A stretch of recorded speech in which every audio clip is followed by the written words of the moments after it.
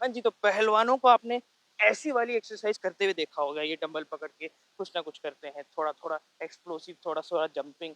और इसमें कमेंट्स हमने पहले भी बात करी है इस बारे में कि कमेंट्स ऐसे आते हैं कि ये फॉर्म गलत है, टेक्निक गलत है, तो बात हम कर चुके हैं। आप डंबल्स को यूज़ करते हैं और जैसे गदा फेरना होता है, जैसे कि डंबल्स को ऐसे रोटेट कर रहे हैं, it's not necessarily meant for the power training, strength training that you see in the gym. उसमें क्या है कि वो रेसिस्टेंस ट्रेनिंग होती है जो मसल के लिए ऐसे होती है। तो ऑफ कोर्स अगर वो टारगेट है तो ऐसा करना गलत है। लेकिन जो पहलवान लोग करते हैं उनकी अपनी टेक्निक्स होती है, उन टेक्निक्स को रिसेंबल करते हुए वो वाले मूवमेंट्स करते हैं जो उनको पावर लगाने पे मजबूर करें। Power you have to apply, you have to be strong in the movement and ऐसी वाली चीज़ें करते हैं वो। तो it's more like a functional fitness thing. Similarly हम रेसलर्स को या फिर जूडो प्रैक्टिशनर्स को देखते हैं, वो खंबे के पीछे ऐसे साइकिल का ट्यूब बांध के वो ऐसा ऐसा खींचते हैं उसको। तो उसका फोकस क्या है? उसका फोकस ये है क्योंकि उस प्रकार के टेक्निक्स वो करते हैं, तो उस तरीके के मूवमेंट में उनको स्ट्रेंथ चाहिए। That is a sports specific strength training method, ना कि खंबा उखाड़ना। So today we are going to visit a similar topic. आपने मार्शल आर्टिस्ट को देखा होगा, इसी प्रकार के छोटे छोटे डंबल हो गए, नहीं तो सिर्फ प्लेट्स हो गई, जो छोटी वाली प्लेट्स वगैरह होती हैं। ऐसे किसी तरीके का वेट, वो हो सकता है पकड़ने में आसान वाला हो या फिर नहीं हो, या फिर किसी भी तरीके से इम्प्रोवाइज करके आपने देखा होगा वो शैडो स्पारिंग कर रहे हैं किसी तरीके से, वो हाथ में छोटे डंबल वगैरह पकड़ के। तो आपने भी देखा होगा कुछ इस प्रकार का मूवमेंट्स जो होता है, जो भी आपका मार्शल आर्ट्स का मूवमेंट है उसमें आप प्रैक्टिस करते हैं। यूजुअली आपने प्लेयर्स को देखा होगा, they will have some form of weight in their hand. Now the thing is that wrong? Now is that wrong को विजिट करने से पहले हमको ऑब्वियसली वो पुराना वापस क्लीशे पे आ जाते हैं, व्हाट इज द कॉन्टेक्स्ट। क्योंकि अभी मान लो मैं टूथब्रश पे सुबह सुबह उठ के मैंने पेस्ट लगाया और उसको मैंने डाल दिया अपना सीधा नाक के अंदर। नाउ ऑफ कोर्स आपको लगेगा कि गलत है। ये जरूरी नहीं गलत हो सकता है मैं नाक साफ करने की कोशिश कर रहा हूँ, मुझे पता है मेरा मुंह कहाँ है, नाक कहाँ है, हो सकता है ना गलत हो गया। Basically, yes, we have discussed before that a dumbbell in its traditional sense it is meant for resistance training। आपके मसल्स जो होते हैं, जो आपके मसल्स के जो रेशे हैं वो ऊपर से नीचे वाले इस आकार में हैं, तो उनको ग्रेविटी के खिलाफ ऐसा ऊपर की तरफ against the gravity with resistance you are using the dumbbells like that. तो आप क्या होता है, मसल्स को वर्क होता है, मसल्स का वर्कआउट होता है, वो स्ट्रांग बनता है और धीरे धीरे उसमें थोड़ा सा क्या बोलते हैं ग्रोथ वगैरह आती है। That is the gym approach. अगर वो गोल है तो ऑफ कोर्स गलत है, क्योंकि पंचिंग होती है यहाँ से उधर, ये है पंच। आप पीछे एक हाथ ऐसा है, हाथ को आप ऐसे डाल रहे हैं, सीधा ले जा रहे हैं। तो अगर कुछ करना ही था तो रेसिस्टेंस होना चाहिए था ऐसे, जिसके अगेंस्ट मैं पंचिंग वाला मूवमेंट कर रहा हूँ, जो कि होता है ट्यूब से लोग करते हैं।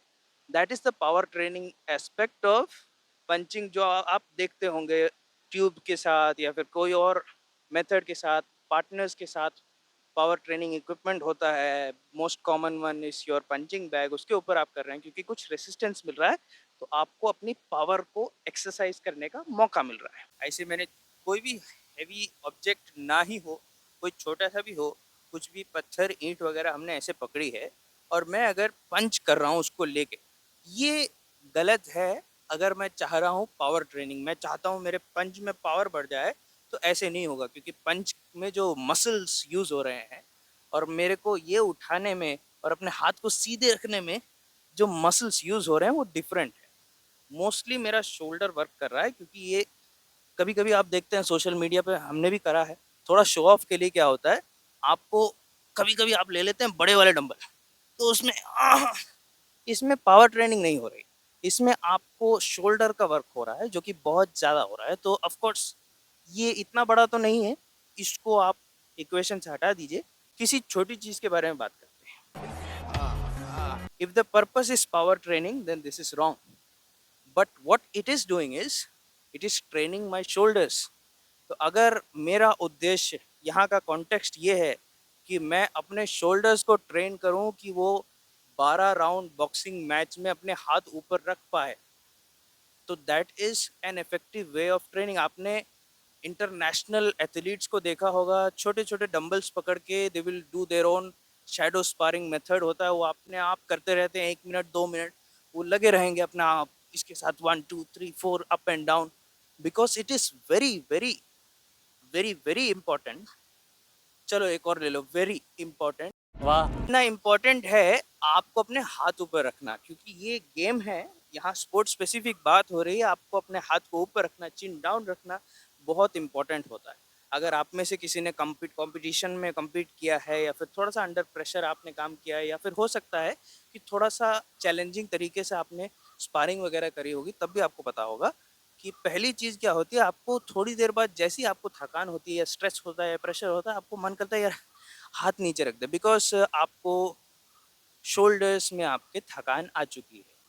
इसीलिए जैसे आपके क्लासरूम में आपके टीचर्स बोलते थे हैंड्स अप, तो थोड़ी देर बाद आपका हाथ नीचे हो जाता था, क्योंकि शोल्डर्स थक जाते हैं। So it is equally important to train yourself to keep your hands up. Now उसमें फ़ायदा क्या हो रहा है कि वो अपने शोल्डर्स को ट्रेन कर रहे हैं कि हाथ ऊपर रहेगा। वो वैसी वाली ट्रेनिंग। क्या वो पंच की पावर बढ़ रही है उनकी? नहीं। अगर उन्होंने उसके बहुत ज़्यादा हैवी वाला डंबल ले लिया तो उल्टा उल्टा पड़ जाएगा, because you are not suppose to be that strong with the shoulder, specially these kind of jerky movements. But this is the concept which most people ignore, because we judge these drills from the point of view of bodybuilding। और उस हिसाब से देखें तो सही है, हाँ dumbbell का गलत उपयोग हो रहा है, क्योंकि मसल्स जो आपके पंच में यूज होते हैं उनको आप ट्रेन नहीं कर रहे हैं, आप ट्रेन कर रहे हैं शोल्डर्स को, जो कि इस पंचिंग में ज़रूरी नहीं है। But it is also important on the other side to teach yourself to keep your hands up, and for that purpose you have to teach your shoulders to stay strong. आपके हाथों को people use all kinds of things, heavier gloves, small dumbbells, and all these things are there. That is also one aspect of this thing.